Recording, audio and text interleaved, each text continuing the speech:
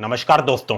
शायद आपको पता होगा कि YouTube अपने एड रेवेन्यू यानी कि YouTube पार्टनर प्रोग्राम के लिए जो क्राइटेरिया है उसको 1000 सब्सक्राइबर के साथ 8000 वॉच आवर या 20 मिलियन शॉर्ट व्यूज करने जा रहा है। अभी फिलहाल जो क्राइटेरिया है YouTube का वो है 1000 सब्सक्राइबर के साथ 4000 वॉच आवर या 10 मिलियन शॉर्ट व्यूज, यानी कि शॉर्ट व्यूज और वॉच आवर सीधा ही डबल हो रहे हैं।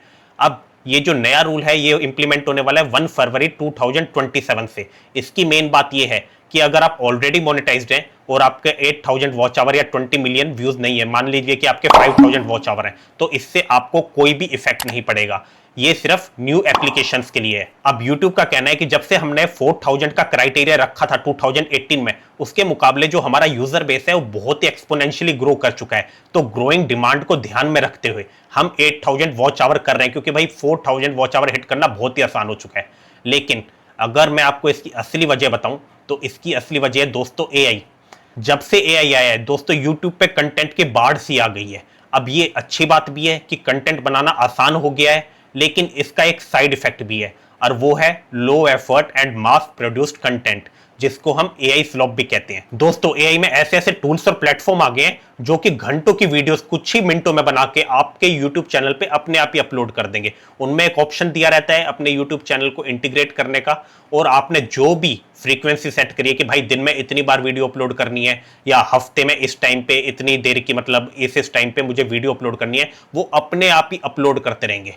अब मैं इन टूल्स या प्लेटफॉर्म का नाम नहीं लूंगा क्योंकि मैं इनकी एडवर्टाइजमेंट नहीं करना चाहता, लेकिन अगर आप ओरिजिनल क्रिएटर हो तो आपको पता होगा कि एक लॉन्ग फॉर्म वीडियो बनाने में, उसको एडिट करने में, उसमें वॉइस ओवर देने में कितना टाइम लगता है। और वहीं ये AI टूल्स और प्लेटफॉर्म मतलब धड़ल्ले से ये एक दिन में 100 वीडियोस भी अपलोड कर सकते हैं। आप एक अंदाजा लगाओ, एक AI slop channel 4000 watch hour पूरे करने के लिए अगर उसकी हर वीडियो पे 100 व्यू आते हैं और हर व्यू ऑन एवरेज 5 मिनट का है, तो उसको सिर्फ 500 वीडियोस चाहिए होंगी 4000 का क्राइटेरिया हिट करने के लिए।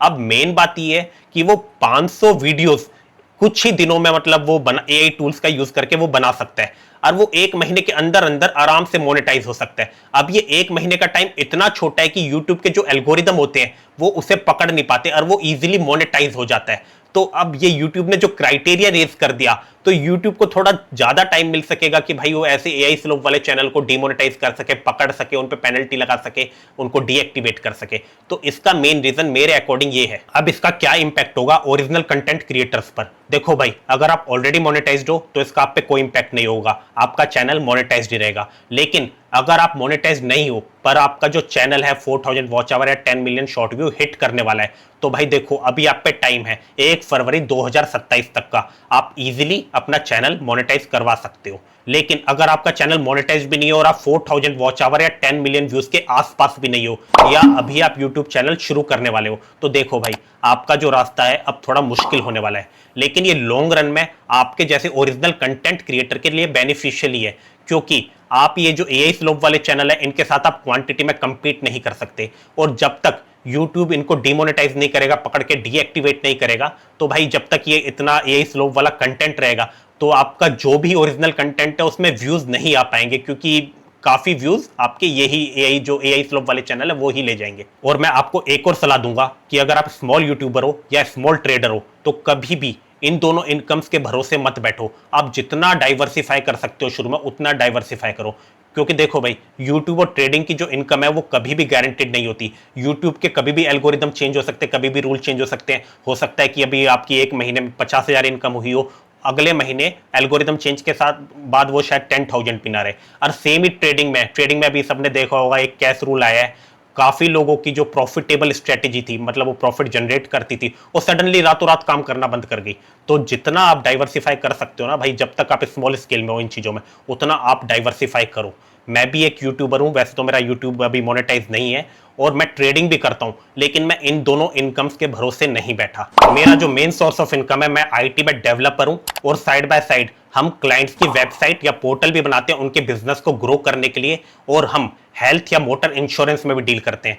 तो अगर आपको कोई भी अपनी वेबसाइट बनवानी हो या हेल्थ या मोटर इंश्योरेंस से रिलेटेड कोई भी क्वेरी हो, तो आप हमारी वेबसाइट www.controlallprofit.com पे जाके कॉन्टैक्ट अस सेक्शन में जाके आप हमें इन ईमेल्स पे project@controlallprofit.com या insurance@controlallprofit.com पे हमें मेल कर सकते हैं।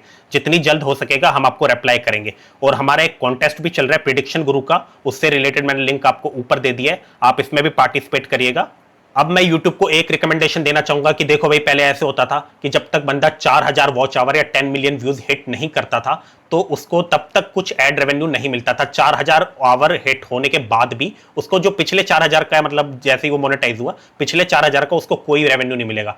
मोनेटाइज 4000 हिट करने के बाद, जो मोनेटाइज होने के बाद फिर 4000 जो एकवा आवर, दोवा आवर, उसका जो रेवेन्यू है वो मिलेगा। तो मतलब 4000 का उसे कुछ नहीं मिला। लेकिन भाई अब 8000 कुछ ज्यादा ही हो गया।